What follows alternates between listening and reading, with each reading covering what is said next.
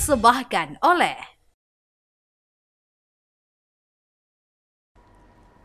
Pemirsa, masyarakat Jawa Timur khususnya ini sebenarnya butuh ya yang namanya perlindungan terhadap konsumen, karena semakin banyak inovasi-inovasi produk digital di luar sana ini yang muaranya itu adalah yang tidak baik, seperti contohnya judol atau pinjaman online ilegal dan lain sebagainya. Ini yang mengerikan sekali begitu ya. Nah, sebenarnya pemirsa, tak hanya soal keamanan produk dan layanan ya yang menjadi concern, tapi juga bagaimana masyarakat ini bisa terus diberdayakan agar cerdas mengambil sebuah keputusan, kemudian juga memahami hak dan juga kewajibannya sebagai konsumen. Jadi tidak asal ngeklik atau tahu dulu nih sumbernya dari mana begitu ya. Sekaligus menjadi bagian dari pengawasan sosial. Nah, ini perlu sinergitas antar banyak pihak begitu ya, tidak hanya si korban dan juga pelakunya saja yang perlu diawasi begitu.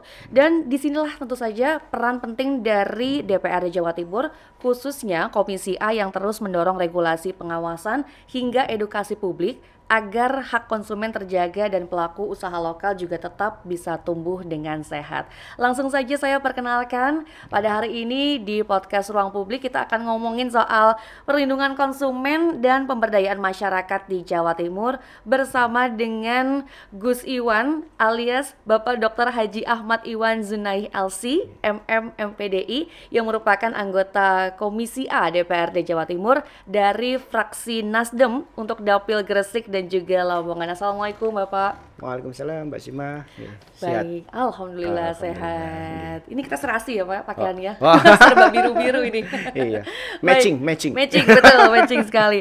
Bapak, ini mengenai perlindungan konsumen dan pemberdayaan masyarakat di Jawa Timur, ternyata setelah kita ngobrol-ngobrol tadi ya pemirsa di belakang layar, ini juga menjadi concern dari Komisi A DPRD Jawa Timur begitu ya. Karena melihat bahwa perlindungan konsumen itu kan berbagai elemen, tidak hanya yang remaja, dewasa muda gitu ya, tapi anak-anak juga ikut menjadi bagian dan juga perhatian dari Komisi A DPRD Jawa Timur dalam perlindungan konsumen dan pemberdayaan masyarakat di Jawa Timur gitu Pak. Nah, terkait dengan hal ini Pak, sebenarnya kalau tadi di balik layar gitu ya pemirsa, Gus Iwan ini sempat bilang bahwa menemukan begitu anak kecil yang usia 14 tahun. Usia 14 tahun itu mengalami gangguan RSJ, jiwa, dimasukkan ke RSJ karena menjadi korban terhadap produk-produk judi online begitu ya. Gus, bisa diceritain itu gimana Gus ini terkait dengan perlindungan konsumen juga kan ini ya Gus ya? Jadi pertama gini Mbak, jadi terkait masalah perlindungan konsumen, ini sebenarnya sesuatu yang basic ya, yang memang harus menjadi satu konsentrasi programnya pemerintah. Dikarenakan ini sangat terkait sekali dengan istilahnya itu sesuatu yang sifatnya dasar yang dimiliki oleh masyarakat. Sebagai contoh aja, apabila kita salah di dalam mengkonsumsi barang, masyarakat itu salah di dalam mengkonsumsi barang, otomatis nanti akan berpengaruh kepada kesehatan. Padahal kesehatan itu adalah kebutuhan basic daripada masyarakat itu. Bisa jadi karena kalau seandainya salah ibaratnya di dalam memilih barang, itu nanti juga bukan hanya kesehatannya, tetapi mungkin dari sisi ekonominya sangat merugikan masyarakat lah. Disinilah perlu artinya ada semacam kayak penguatan dan sekaligus ya kerja ekstra bagi pemerintah, bukan hanya pada membuat sebuah regulasi semata, tetapi mungkin membuat semacam kayak badan gitu ya, badan atau apalah istilahnya itu diperkuat kembali dalam rangka untuk melindungi konsumen, supaya konsumen itu atau masyarakat ini itu tidak salah di dalam membeli maupun memilih sebuah barang, apakah itu konsumsi maupun barang-barang yang bersifat jasa maupun apapun. Ya walaupun secara undang-undang ada Undang-Undang Nomor 8 itu kalau nggak salah tahun 1999. Betul. Itu yang berbicara tentang perlindungan konsumen. Ada beberapa hal pokok di situ yang menjadi satu core-nya, yaitu bagaimanakah masyarakat ini sebagai konsumen itu aman dan bisa baik mengkonsumsi dan istilahnya itu menggunakan barang-barang produksi yang diberikan oleh para pabrikan maupun para pengusaha itu. Tapi sekaligus di sini juga ada keseimbangan pabrik atau perusahaan itu juga harus terus berkembang dan tumbuh. Ini pada Undang-Undang tahun nomor 8 itu tahun 99 itu berbicara seperti itu. Jadi ada semacam kayak keadilan sosial. Nah di sini Mbak itu memang perlu adanya semacam kayak sekali lagi itu harus ada semacam kayak konsentrasi kita bersama-sama gitu. Karena dengan adanya tadi yang Mbak Sima sampaikan itu banyak sekarang itu gencaran serbuan barang-barang yang ilegal dan lain-lain.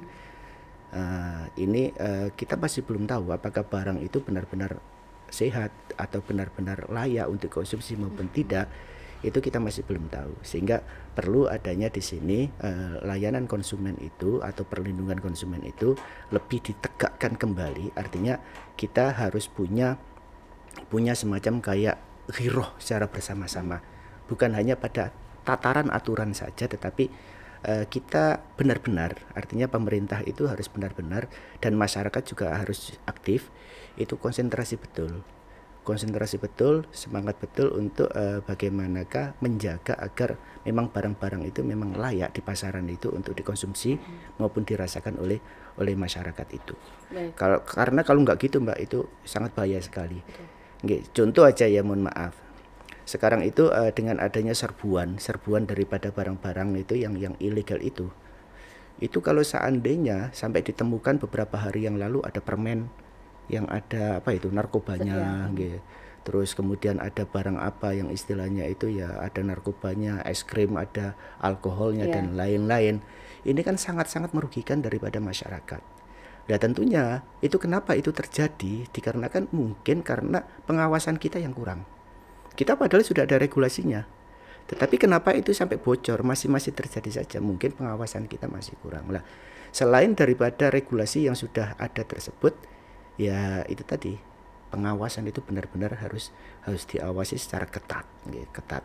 Bagaimana caranya? Tentunya dengan cara menggunakan dan memaksimalkan apapun kayak umpamanya ada LPSK lembaga konsumen, perlindungan konsumen, swadaya masyarakat itu harus diberdayakan betul.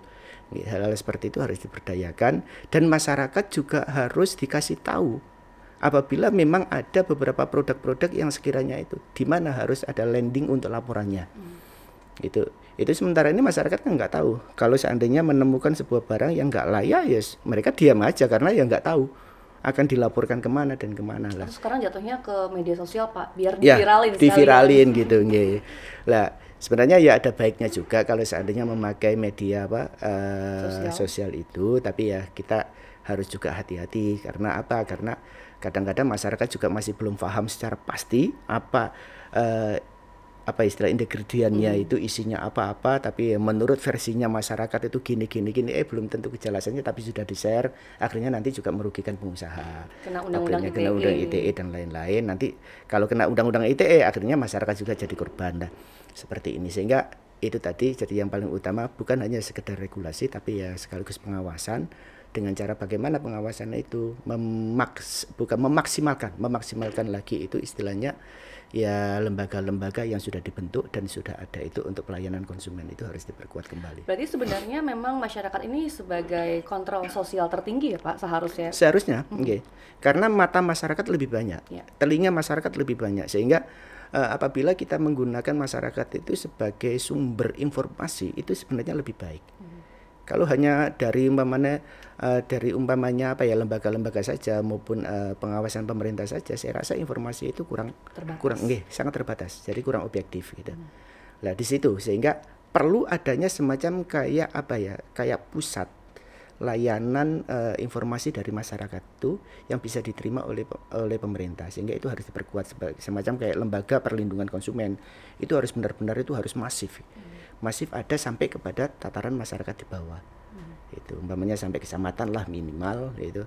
Kalau seandainya sampai kabupaten aja yang desa-desa itu kalau ada apa-apa ya sulit juga untuk untuk melaporkan kan gitu kan. Jadi paling tidak ya sampai kecamatan minimalnya itu harus ada. Jadi ada apa-apa masyarakat bisa langsung bisa menyampaikan itu. Ya, sebenarnya dulu juga sempat gitu ya dicantumkan hotline untuk perlindungan konsumen begitu Pak di televisi. Tapi sekarang makin banyak sekali media sosial berupa apa ya, YouTube, TikTok, Instagram. Jadi tidak ada lagi informasi-informasi tentang hal tersebut. Ini artinya kan sebenarnya pasar dari masyarakat tuh meluas, Pak. Bukan hanya pasar tradisional saja, tapi juga ada pasar digital sekarang.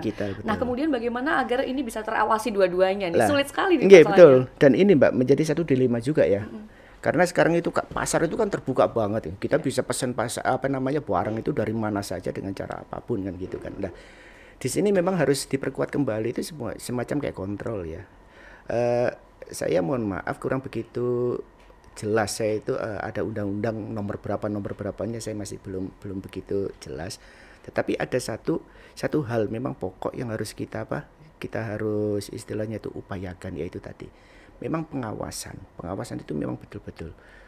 Karena apa? Karena dinamika di masyarakat ini berkembangnya cukup cepat, masif. Tadi yang disampaikan kalau dulu ada hotline gitu kan, hotline di televisi maupun di apa, akhirnya tergeser kan. Dengan apa? Dengan ya perkembangan yang ada, informasi yang baru-baru itu perkembangannya sangat cepat sekali sehingga itu tergeser. Lah, itu perlu untuk diungkit kembali, untuk kita refresh kembali. Artinya informasi-informasi itu harus masif, jangan sampai masyarakat nanti terugikan. Karena perlindungan konsumen ini Mbak itu sangat-sangat istilahnya itu berpengaruh kepada kesejahteraan masyarakat itu. Pasti itu sangat berpengaruh karena itu langsung yang akan dikonsumsi oleh masyarakat. Contoh umpamanya kalau ada barang yang kurang sehat dikonsumsi sama masyarakat akhirnya itu apa? Yaitu tadi nggak sehat gitu kan. Atau umpamanya masyarakat itu membeli sesuatu barang tapi barang itu nggak jelas, akhirnya seharusnya bisa dibeli dengan murah, akhirnya itu terbeli dengan mahal. Itu kasihan, nanti akan berpengaruh kepada perekonomian masyarakat juga lah. Sehingga hal-hal seperti ini itu perlu ada kesadaran kita bersama-sama, kita bangun komitmen secara bersama-sama, regulasi yang kuat, pengawasan yang kuat, informasi yang masif kepada masyarakat. Apabila ada sesuatu itu di mana nanti itu masyarakat bisa untuk melaporkan atau menyampaikannya itu. Baik, dan saya juga memperhatikan begitu Pak, bahwa ternyata konsumen-konsumen ini yang tidak mendapatkan perlindungan dalam artian dia salah membeli produk secara digital mungkin ya, karena sekarang eranya sudah bergeser menjadi era digital begitu ya. Itu adalah kaum renta, entah itu yang masyarakat berpenghasilan rendah atau perempuan atau anak-anak. Nah, kenapa bisa demikian Pak? Ini gimana caranya biar pemerintah tuh juga turut hadir, bisa mencegah atau membatasi adanya transaksi-transaksi yang sasarannya adalah kaum-kaum rentan tersebut. Betul. Jadi yang pertama itu tadi Pak, artinya yang pertama tentu kembalinya kepada regulasi. Artinya pemerintah itu harus punya aturan yang pas, yang jelas gitu kan terkait masalah hal seperti itu. Karena tanpa adanya regulasi yang cukup, yang kuat istilahnya itu nanti kita akan kesulitan di dalam istilahnya itu memberikan perlindungan kepada mereka. Tapi insya Allah ini sudah punya lah, pemerintah sudah punya. Ada beberapa macam regulasi, termasuk dasarnya adalah Undang-Undang Nomor 8 itu tadi yang tahun 99 itu. Tetapi yang paling penting lagi itu adalah pengawasan. Tapi pengawasan ini juga nanti akan sulit Mbak. Sulitnya kenapa? Sulitnya kalau pengawasan itu satu, itu kita butuh SDM yang banyak untuk mengawasi kan gitu kan. Kita juga harus butuh program, butuh istilahnya itu banyak infrastruktur yang harus kita bangun dan lain-lain lah. Pengawasan ini ya perlu untuk selalu kita tingkatkan. Tapi ya itu tadi, artinya mungkin kita berat, artinya tapi harus sebenarnya itu, walaupun berat harus kita lakukan. Lah sehingga yang paling mudah itu apa? Yang paling mudah itu adalah yaitu tadi. Jadi pusat-pusat layanan konsumen, aduan-aduan konsumen itu atau aduan-aduan masyarakat itu aja yang dipermudah jalannya bagi masyarakat. Jangan sampai kalau masyarakat mau mengadu apapun itu kesulitan. Sehingga kayak LPSK itu kan layanan perlindungan konsumen itu kan, itu seharusnya juga bekerja sama dengan dinas perindustrian ataupun perdagangan, itu ya semacam kayak sosialisasi atau membuat semacam kayak tempat-tempat aduan itu lebih dimasifkan gitu, dimasifkan. Kemudian yang kedua ya tentunya yang ketiga itu ya terkait masalah sosialisasi itu. Sosialisasi ya itu tadi kalau disebutkan sering sekali kaum rentan itu kan mendapatkan kita beli baju ternyata koyoke itu apa ya api gitu kan, setelah nyampe aduh kayak lap gitu kan, tipis gitu kayak atau umpamanya mungkin barang. Mungkin perempuan pakai perasaan kali ya Pak, Nah, belinya. Padahal kalau pakai perasaan itu cukup cinta aja lah, pakai Aduh. perasaan itu. Jangan kalau kita membeli, Ya, nggih. benar-benar. Kalau seandainya hanya perasaan aja, kepingin membeli itu nanti terjadi pemborosan juga sih, Mbak. Nggih, Impulsif, nggih. betul. Jadi informasi itu seharusnya harus masif lah. Kenapa ini kaum rentan ini juga harus menjadi perhatian yang serius bagi pemerintah, itu yaitu tadi karena memang mereka itu kurang literasi kadang-kadang, Mbak. Mereka itu tertarik dengan iming-iming gebiarnya modernisasi ini kan, gebiarnya sehingga dia itu tertarik untuk cewek harus apa umpamanya skincare-nya dan lain-lain. Kadang-kadang skincare juga salah gitu kan, dipakai sekali dua kali bukan cocok. tambah cantik tapi ya istilahnya tambah lah. Jerawatan. Hal seperti itu sebenarnya perlu sebuah edukasi itu, sosialisasi itu. Jadi perlu masyarakat pemerintah beserta istilahnya itu strukturnya yang ada terkait masalah perlindungan konsumen itu benar-benar masif. Artinya memberikan informasi itu. Kalau balik lagi ke yang tadi Pak, kontrol sosial tertinggi itu adalah masyarakat, sebenarnya seharusnya berarti tidak perlu dibutuhkan SDM lebih lagi dong Pak untuk lembaga-lembaga terkait seperti lembaga apa tadi perlindungan Lembaga perlindungan, konsumen, nggih. swadaya masyarakat Nggih. tadi. Cukup untuk mengandalkan masyarakat saja sebagai mata elangnya gitu Betul. ya untuk kepanjangan Idealnya memang seharusnya seperti itu, Mbak. Cuman permasalahannya saat ini masyarakat itu kan nggak tahu harus dan kemana. nggak harus kemana, satu. Yang kedua kurang banyak sosialisasi dan melibatkan daripada masyarakat tersebut. Nah sehingga di sini perlu adanya masivitas daripada apa namanya istilahnya sosialisasi ini, sehingga ya masyarakat paham betul. Oh iya ada sesuatu yang nggak benar dari sisi apanya, umpamanya ada kemasan obat tapi di situ tidak ada istilah daftar isinya dan komposisinya itu apa, itu kan nggak boleh. Seharusnya itu harus terbuka antara produsen dengan konsumen, itu harus terbuka. Oh barang ini isinya apa aja, manfaatnya apa aja, itu harus terbuka. Produsen juga tidak boleh istilahnya itu bohong, harus terbuka jujur, dan masyarakat juga harus tahu betul kayak gitu. Sehingga di sini ada keadilan sosial di dalam ekonomi itu antara pengusaha dengan konsumen itu sama-sama memahami. Baik. Kemudian apa dong Pak langkah yang dilakukan oleh Komisi A DPRD Jawa Timur? Apakah sudah menggodok adanya mungkin raperda atau ada kebijakan-kebijakan begitu yang diusulkan kepada Ibu Gubernur? Sebenarnya kalau raperda masih belum ya. Belum, cuman kita lagi saat ini itu mendorong terkait masalah ya karena adanya banyak kasus yang kemarin itu terkait masalah es krim yang ada alkoholnya, kemudian ada permen yang ada narkobanya, kemudian di media sosial itu kita kepengennya buka apa tapi munculnya judul, anak-anak muda-muda kita kadang-kadang terpengaruh diklik aja, akhirnya terjadi kasus yang ada di rumah sakit jiwa Menur itu ada anak 14 tahun tapi dia itu bukan sakau karena narkoba tapi sakaunya karena judul. Nah, hal seperti itu menggelitik perasaan kita yang ada di Komisi A itu, sehingga kemarin kita menekankan kepada pemerintah Provinsi Jawa Timur itu agar kita ayo konsen lagi ke situ gitu. Karena apa? Karena kita meyakini itu perlindungan konsumen itu sangat dekat sekali kaitannya dan sangat berpengaruh dekat itu dengan kesejahteraan masyarakat itu. Karena kalau seandainya masyarakat itu beli barang dan itu tidak sesuai dengan speknya, itu juga bukan hanya sekedar ekonomi masyarakat saja yang dirugikan, tapi juga mungkin kesehatannya, kan gitu. Kesehatannya juga mungkin mentalnya dengan adanya seperti itu. Jadi kita mendorongnya belum sampai kita kepada raperda, tapi kita mendorong kepada Diskominfo termasuk untuk sosialisasi hal seperti itu, termasuk juga masalah IT. Kita harus memperkuat lah istilahnya itu filter di IT itu bagaimana itu ya, kita siap saja kalau seandainya nanti diperlukan istilahnya itu anggaran yang lebih lah dalam hal untuk itu menjaga mitigasi supaya ya masyarakat kita ke depan tidak terjerumus pada hal-hal seperti itu. Jadi, baik, monggo dilanjutkan Bapak. Enggak, udah. Baik, karena tadi Bapak ngomong soal RSJ Menur, saya jadi ingat gitu pernah ngobrol sama salah satu dokter spesialis kejiwaan yang ada di sana gitu ya. Saya tanya, penasaran gitu kan. Kenapa rata-rata orang-orang yang menjadi korban korban produk-produk yang tidak sebagaimana mestinya begitu ya, alias tidak mendapatkan perlindungan konsumen begitu, adalah anak-anak, karena katanya anak-anak itu adalah cikal bakal sebuah generasi itu terbentuk begitu. Jadi kalau misalkan ingin menghancurkan suatu bangsa, dimulai dari Anak-anak, anak-anaknya. betul. Anda pendapatnya seperti apa nih, Gus Iwan? Saya itu justru malah teringat dengan dulu itu saya diajari ya di saat saya sekolah dulu itu, ada guru saya yang menyampaikan, Mbak. Jadi ada di Quran itu, kulu minat thayyibat wa amalus sholihat. Makanlah makanan yang baik, baru kamu itu akan bisa berbuat baik.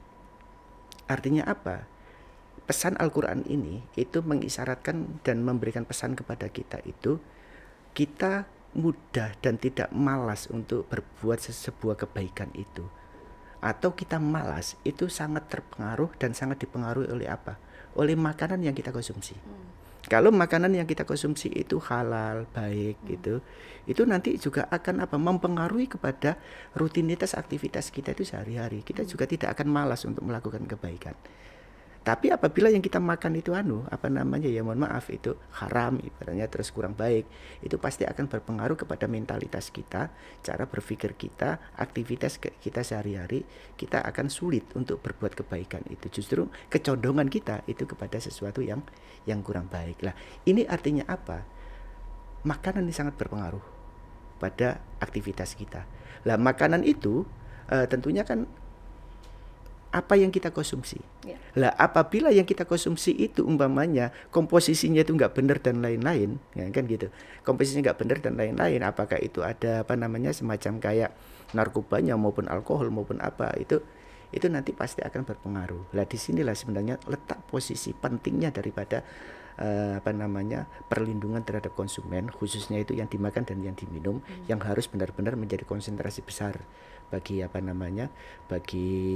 bagi masyarakat, bagi pemerintah itu, supaya benar-benar fokus pada situ. Dan memang ya kerjanya pemerintah semakin hari tambah kesini itu ya semakin berat. Kita juga nggak tahu lah nanti ke depan itu kayak apa. Bisa-bisa nanti kita kayak di film-film fiksi itu kan, kita kepengen apa gitu kan langsung kling gitu datang, kita kan nggak tahu juga lah. Kalau memang itu terjadi, itu kan ya kita sulit juga untuk mengontrolnya dan ngawasinya itu bagaimana lah. Memang harus bareng-bareng lah. Artinya jangan biarkan pemerintah juga istilahnya itu bekerja sendiri. Kita yang dari dari legislatif juga insya Allah juga kita akan siap untuk membackup, membantu itu semuanya.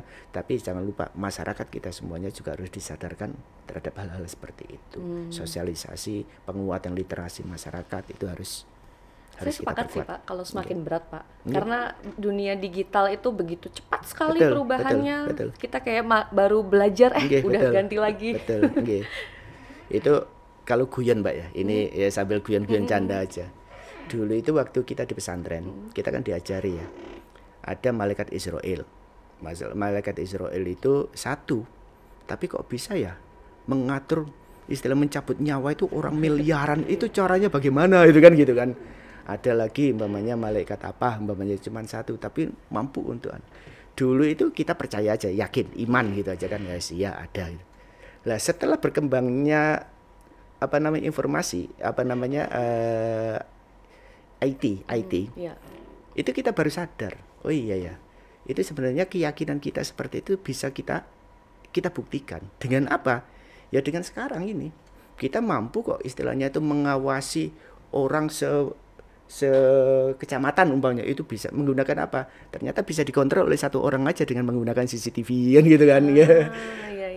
Itu dulu masih belum terfikir hal-hal seperti itu, kita cuman yakin, tapi sekarang itu keyakinan kita itu semakin dikuatkan dengan bukti-bukti teknologi saat ada ini. wujudnya ada wujudnya lah. Kita nggak tahu nanti ke depan itu bagaimana.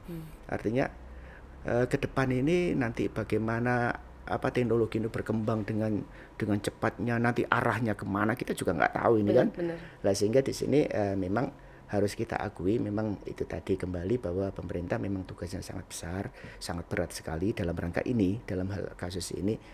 Nah itu tentunya ya harus ada sinergitas bersama-sama, komitmen kita bersama-sama, seluruh unsur elemen yang ada di negara ini semuanya, ayolah, dari pemerintah, dari legislasi, dari masyarakat, itu benar-benar Belum lagi AI ya Pak, yang sekarang belum lagi menjadi AI, tantangan bagi betul, masyarakat. nggih. Ini bukan cuman menggerus tenaga kerja yang ada di Indonesia, tapi juga bisa-bisa salah-salah konsumen ini jadi apa ya, kena tipu begitu. Betul, Karena AI ini semakin lama semakin smooth banget hasilnya, betul, nggih. semakin entah itu mirip manusia, Nggih, mirip betul. makhluk hidup dan lain sebagainya begitu Pak. Bahkan kapan itu kan kita lihat itu ya di di TikTok atau di Instagram itu, yang di Cina itu bikin robot itu, Ya. itu mungkin ya lebih cantik robot dibanding cewek beneran itu. Ya, benar-benar. Yang Benar. kepalanya Iya, itu. Teknologi seperti itu memang nggak bisa kita prediksi ya, nanti larinya kemana, arahnya kemana. Sehingga di sini saya sering menghimbau kepada teman-teman, jadi teman-teman muda-muda itu. Jadi kita nggak tahu arah daripada dunia ini nanti larinya kemana, tapi ada beberapa hal yang perlu untuk kita kita yakini, dan itu harus kita lakukan. Jadi ada satu konsep Mbak, satu konsep dalam Al-Quran itu. Dalam Al-Quran itu ada beberapa hal yang perlu untuk kita perhatikan, karena itu menjadi evaluasi bagi kita. Evaluasi bagi kita sekalian, dan itu sebuah kunci menurut Al-Quran itu. Di antaranya adalah apa? Jadi banyak sekali karena perkembangan teknologi, terus kemudian keterbukaan informasi, kemudian istilahnya itu keterpepetan masalah lapangan kerja dan lain-lain. Kadang-kadang kita itu lupa. Ingat kita cuma satu, pokoknya kalau pintar insya Allah jadi orang gitu. Sekarang kan banyak seperti itu. Nah tapi ternyata menurut Al-Quran itu enggak Mbak. Jadi pintar itu tidak menjamin juga. Jadi yang pertama itu kata Al-Quran, dan ini nggak boleh dibolak-balik, nggak bolak-balik. Yang pertama itu adalah iman dan keyakinan. Iman dan keyakinan kita kepada Tuhan. Dunia semakin akhir itu kita banyak semakin stres Mbak. Betul lagi Pak. Iya. Kan skincare sekarang tambah mahal gitu kan. Ya Allah, Terus apa ya benar tambah itu. mahal. Sekarang yang kemarin itu Saya curhat rame-rame, sama iya. Bapak.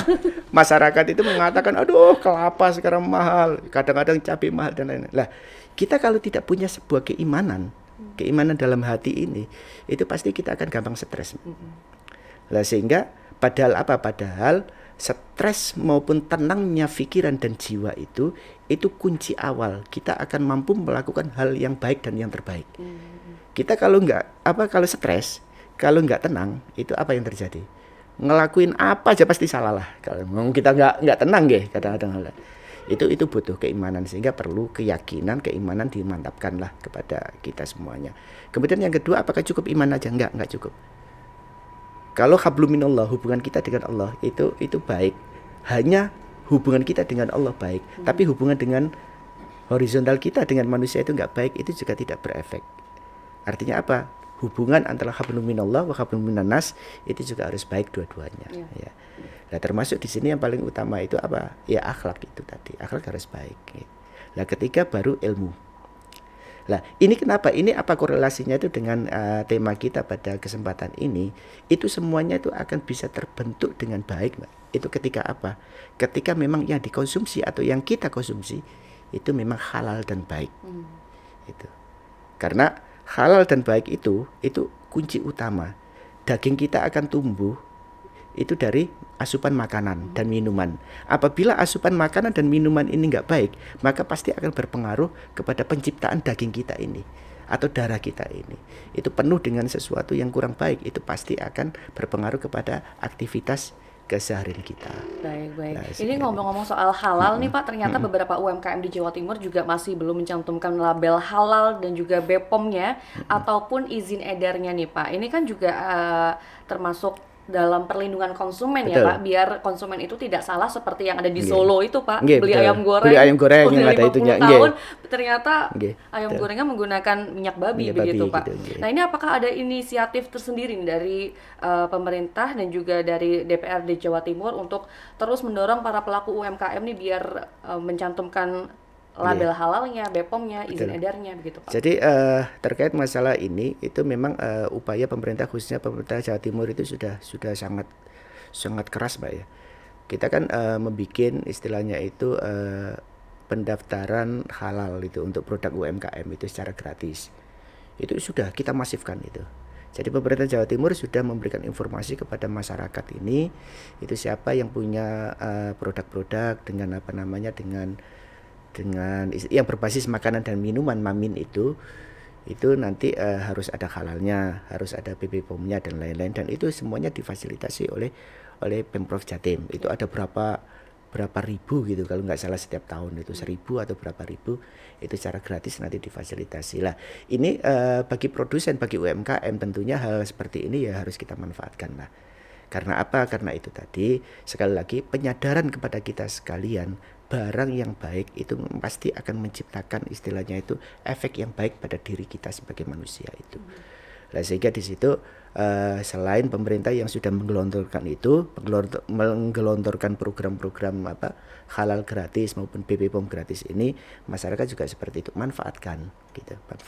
Kalau sejauh ini yang saya tahu tuh Dinas Perdagangan dan Industri Jawa Timur itu Pak yang masih punya suatu komunitas tersendiri begitu, di mana dia mereka tuh menjaring UMKM di Jawa Timur, kemudian UMKM Jawa Timur yang terkurasi oleh Dinas Perindustrian tersebut lalu diberikan fasilitas tadi Pak. Betul. Akses gampang menuju label halal dan juga izin edar dan juga BPOM tadi. Itu seperti apa Bapak melihat bahwa Provinsi Jawa Timur sudah punya langkah-langkah yang baik begitu Pak terkait dengan saya rasa kalau pemerintahan Jawa Timur sudah satu langkah lebih maju ya terkait masalah itu, karena memang sudah banyak program itu yang dicanangkan, yang dilakukan, sekaligus ya sudah banyak manfaatnya yang dirasakan oleh masyarakat, khususnya masyarakat yang bergerak pada bidang UMKM itu sudah banyak. Jadi setiap kita melakukan reses maupun kita kunjungan ke masyarakat itu alhamdulillah Pak, kita sudah kita punya keripik pisang, kita punya dan kemarin sudah dibantu sama Dinas Perdagangan Kabupaten untuk halalnya untuk ya alhamdulillah lah. Ini intinya apa? Intinya ini ya alhamdulillah sudah berjalan, dan itu satu langkah saya katakan kita memberikan apresiasi lah kepada pemerintahan Provinsi Jawa Timur, tapi ya perlu untuk selalu ditingkatkan terus. Ditingkatkan terus sehingga itu nanti bisa dirasakan oleh semakin banyak masyarakat, karena itu memang benar-benar dibutuhkan oleh masyarakat. Betul. Gitu. Tapi jenengan sendiri lebih condong yang mana Pak? Karena kan banyak banget ini masyarakat juga berpendapat dan juga beropini gitu. Kenapa sih harus mencantumkan label halal? Nasi goreng pinggir jalan aja nggak perlu mencantumkan itu gitu. Ya. Itu lah, ini perlu adanya penyadaran sebenarnya literasi itu. Karena ya mohon maaf kalau kita berbicara, kita sebagai seorang muslim itu kan kita ada batasan-batasan mana yang boleh kita makan, mana yang tidak boleh kita makan kan gitu. Sehingga kita sebagai muslim ya mungkin di agama yang lain ya saya rasa sama juga lah, ada sebagian aturan-aturan seperti itu ada. Tapi mohon maaf saya kurang paham gitu. Tapi kalau di muslim sendiri kan ada yang halal. Karena apa? Karena baik belum tentu halal. Tapi kadang-kadang ada yang halal juga belum tentu baik juga. Betul. Tapi intinya pada dua sisi ini itu harus menjadi satu komitmen. Jadi ya apapun yang kita makan, apapun yang kita minum itu harus halal sekaligus itu baik. Baik. Lah, ini bagi orang muslim itu sangat Mbak, sangat perlu sekali untuk kita sosialisasikan. Jadi yang baik dan yang halal itu harus kita sosialisasikan, karena kita meyakini bahwa di situ itu ada nilai ta'abud. Nilai ta'abud itu artinya penyembahan kita kepada Tuhan. Makanya ada dosa, ada nggak dosa gitu kan. Itu yang pertama. Jadi kalau kita makan sesuatu yang halal, ikhtiar kita mencari makanan yang halal, itu berarti kan ya selain kita akan sehat, juga kita akan mendapatkan istilah pahala kan gitu kan. Itu tema pertama yang harus selalu kita sosialisasikan. Kemudian yang kedua, sekali lagi adalah pengaruhnya itu tadi. Jadi harus ada sosialisasi kepada masyarakat banyak. Pengaruh makanan yang baik dan yang tidak baik, yang halal dengan yang tidak halal, itu pasti akan berpengaruh kepada kepribadian kita. Itu pasti. Ya mohon maaf kalau umpamanya ada orang yang biasa makan makanan yang sembrono ibaratnya itu satu mungkin dari sisi kesehatan kan gitu. Terus nomor dua itu nanti akan berpengaruh kepada kejiwaan kita, yaitu tadi karena konsepnya kalau Quran sekali lagi tadi kulu minat thayyibat wa amalus sholihat. Jadi kulu minat thayyibat, makanan yang baik. Karena apa? Karena makanan yang baik itu nanti akan berpengaruh kepada amal kita. Makanan yang baik yang selalu kita konsumsi pasti akan menggampangkan dan memudahkan kita untuk berbuat baik. Tapi kalau makanan itu ngapunten haram gitu kan, itu pasti akan ya menciptakan tubuh kita atau diri kita itu agak malas juga, aras-arasan juga untuk melakukan kebaikan. Nah, ini juga harus menjadi satu objek untuk tema untuk selalu kita sosialisasikan. Jadi itu tadi. Baik Pak. Terkait dengan perlindungan konsumen tidak hanya sebatas makanan dan juga minuman nih Pak, tapi juga ada penjualan LPG, kemudian BBM eceran, di mana masyarakat ini juga sebagai konsumennya ya. Betul. Ternyata masih ada juga loh Pak penjualan LPG dan juga BBM eceran ini dengan harga yang nggak wajar di berbagai daerah di Jawa Timur ini. Kalau Komisi A ini sendiri seperti apa mengawasi harga-harga LPG dan juga BBM eceran yang tidak wajar ini Pak? Ya sebenarnya sih itu ranahnya Komisi B ya, yang lebih karena itu perekonomian dan perdagangan itu nggih. Tapi ya tidak ada salahnya juga kalau seandainya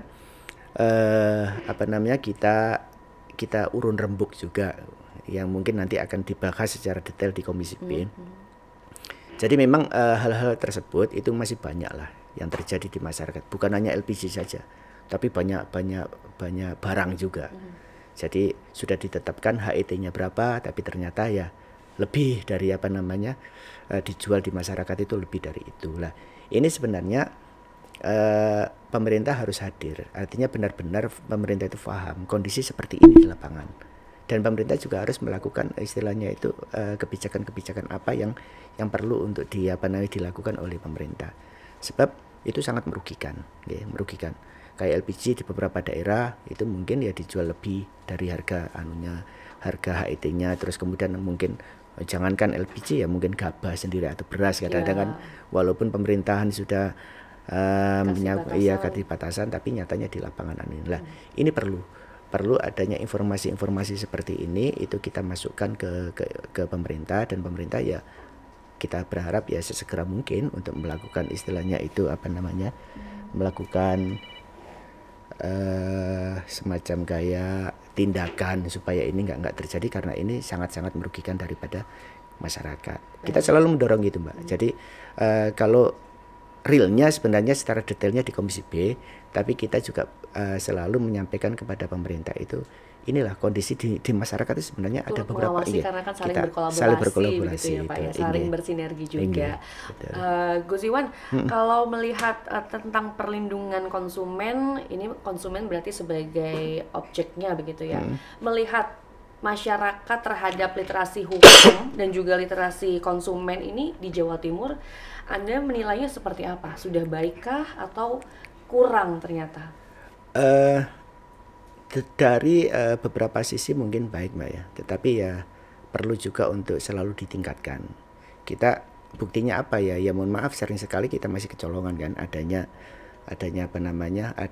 ya itu tadi ada permen yang ada narkobanya, terus kemudian es krim yang ada terus di Solo terjadi seperti itu. Jadi intinya itu kalau saya secara pribadi itu apa yang harus dilakukan oleh pemerintah dan masyarakat agar ini itu semuanya itu nggak terjadi.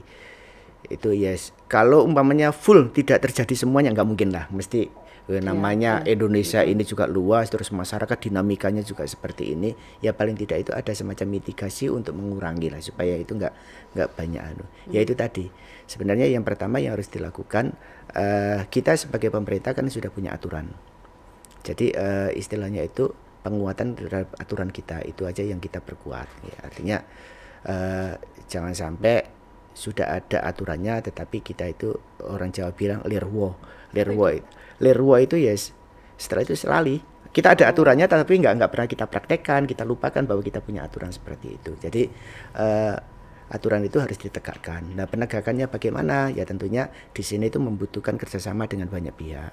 Apakah itu APH, apakah itu nanti Satpol PP ataukah pada dinas-dinas yang lain, itu juga harus itu yang pertama. Yang kedua juga kita harus istilahnya ya masyarakat harus memang kita sadarkan.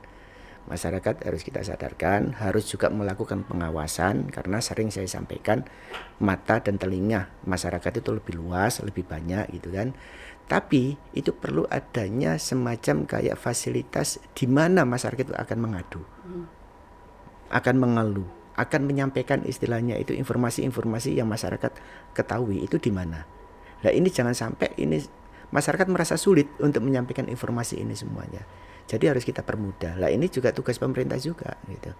Artinya apa? Artinya di mana ada desk-desk ataupun tempat-tempat untuk pelaporan masyarakat itu semakin diperluas, semakin didekatkan kepada masyarakat, sehingga masyarakat itu tidak segan-segan dan semakin mudah untuk menyampaikan apa yang menjadi keluhannya itu. Karena sebenarnya senjata masyarakat handphone biar Nah viral. itu biar viral, memang Iya kan? itu iya betul.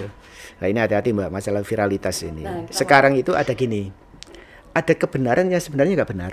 Post truth ya Pak. Iya, dikonstruksi itu sehingga yang nggak benar itu bisa menjadi benar karena apa? Karena viral.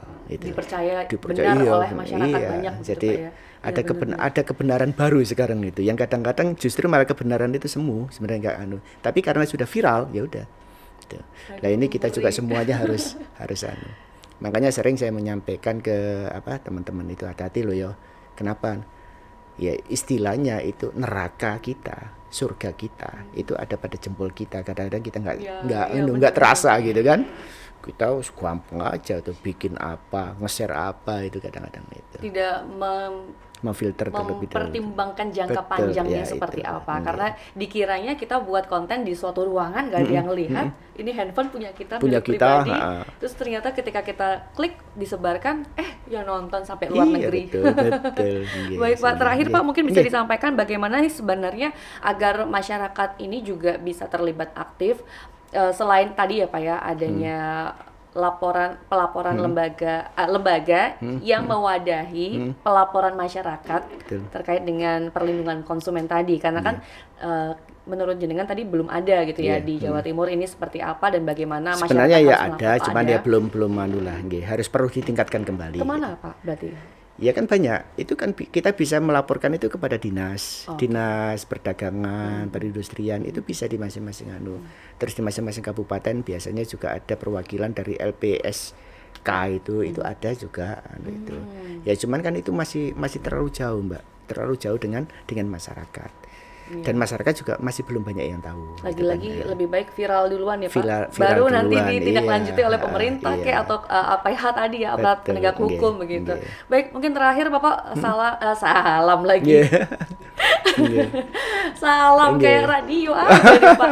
Maksud saya pesan-pesan kepada masyarakat ini Pak terkait dengan bagaimana caranya agar Anda semua masyarakat Jawa Timur ini cerdas dalam memilih produk dan kritis jika ada produk-produk yang sekiranya merugikan masyarakat, entah itu dari dampaknya atau mengandung bahan-bahan yang tidak baik gitu Pak.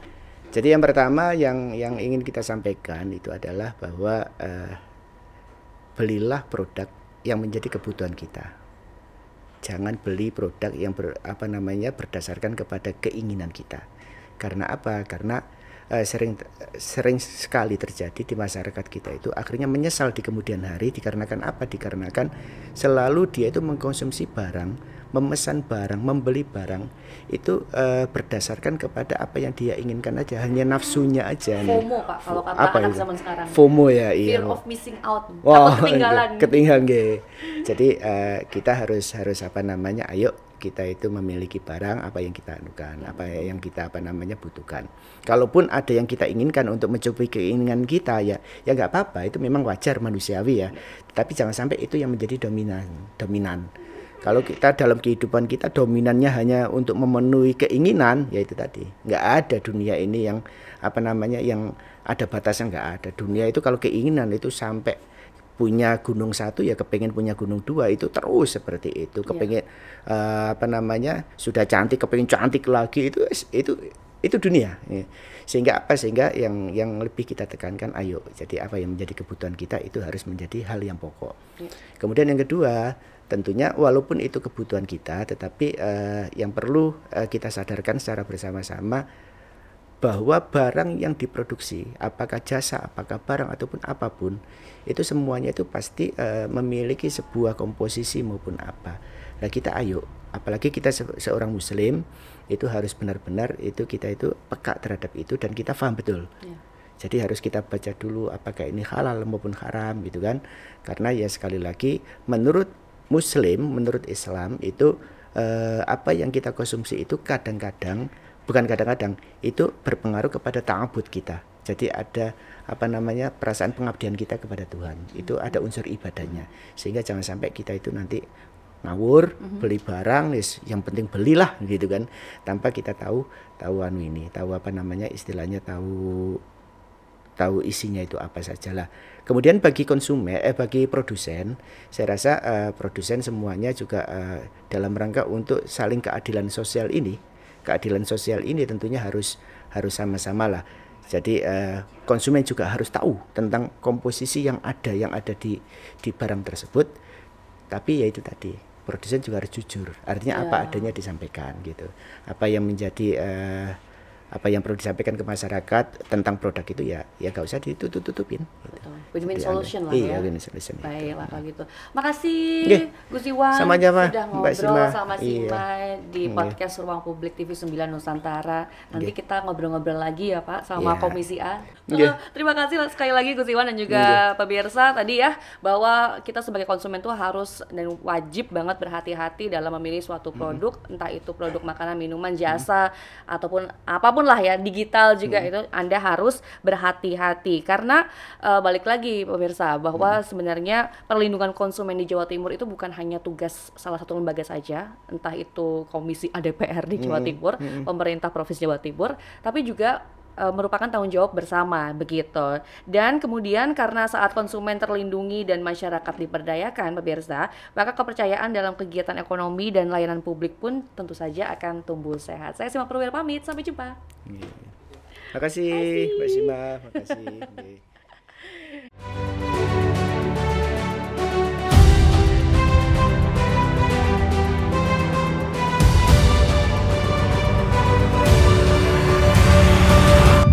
Acara ini dipersembahkan oleh